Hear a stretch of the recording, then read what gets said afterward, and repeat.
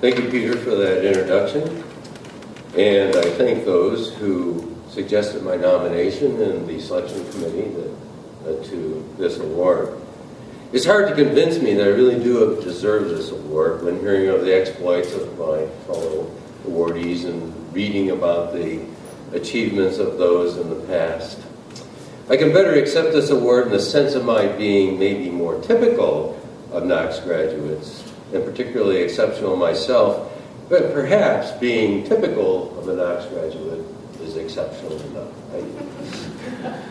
So, my wife Norma and I are pleased to be back in Galesburg at this delightful time of year. It's such a bracing relief after the onerous day after day heat and grinding sunshine we have in Tucson. And I very much have enjoyed being with the students here at Knox today. And I'm left really in envy, as actually I expected to be, of the Knox faculty to be able to work with these wonderful, motivated people. Now, Megan Scott asked each of us to answer questions in preparation for this event.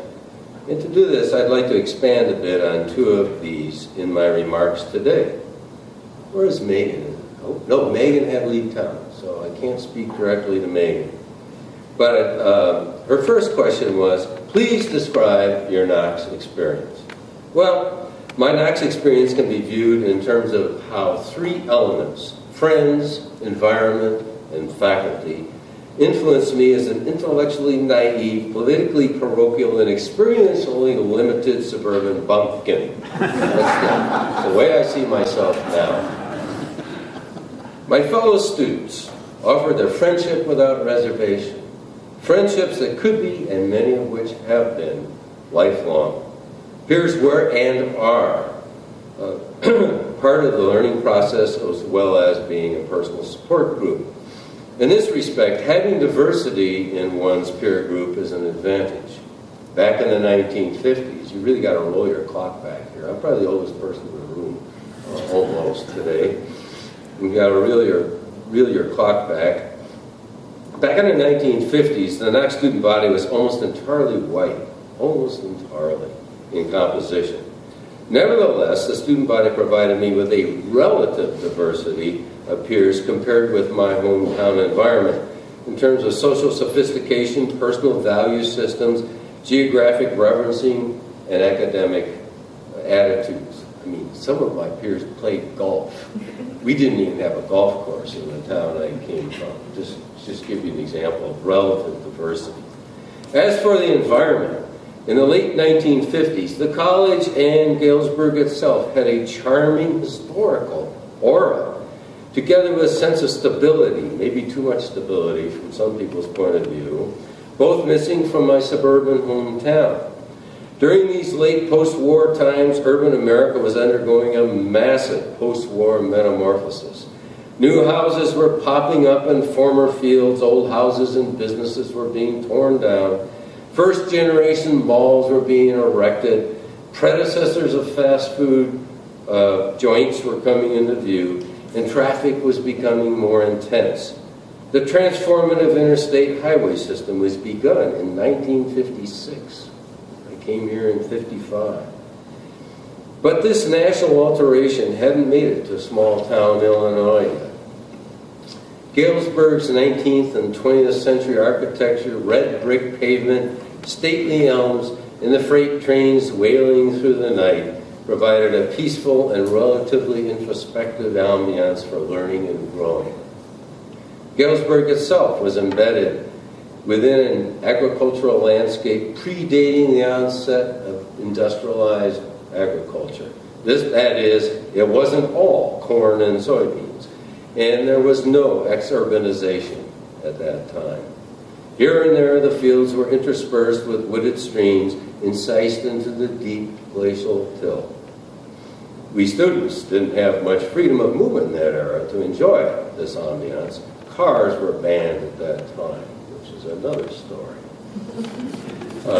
But some of us could get out and around to see this environmental matrix by working at Green Oaks, east of town. More on that later. The third and arguably the most important element of our Knox experience was the faculty, which I fully agree with Val. Faculty members gave generously of themselves with what seems in retrospect loving care. It might not be too much to say that after my parents, these men and women made me what I am. Let me give some examples of the special care I received from these giving people. After my not-so-impressive performance in the first English course, Donald Sandville volunteered to give me a tutorial on expository writing. Why he thought I was worth that extra time, I never thought to ask. But without better writing skills, I could not have had any kind of career in science. Dear, kind Willard Ross gently guided me through my math-phobic terrors of advanced algebra. Venerable Arthur Walton agreed to lead me through an individual reading course in geology. Geology was not part of the curriculum at that time.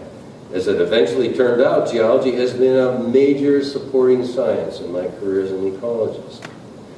Although I was not a music major, Tom Williams gave me vocal lessons with his characteristic Welsh gusto. Knowing Tom in this way led to my eventual role as Billy Bigelow in a production of Carousel, of all things. Now, talk about transformation. It was during this enchanting senior spring. To play in this role was just such a wonderful thing, and it led thereafter to a lifetime of singing. And it was that musical theater experience that led Roland Chase, director of the Carousel production, to suggest I would be a good college-level teacher, something I had never considered before. Isaac Peterson introduced me to serious art through 2 wonderful semesters of art history. This was another transforming experience, enabling me to entrain my own instinctive sense of beauty into the entire sweep of Western art.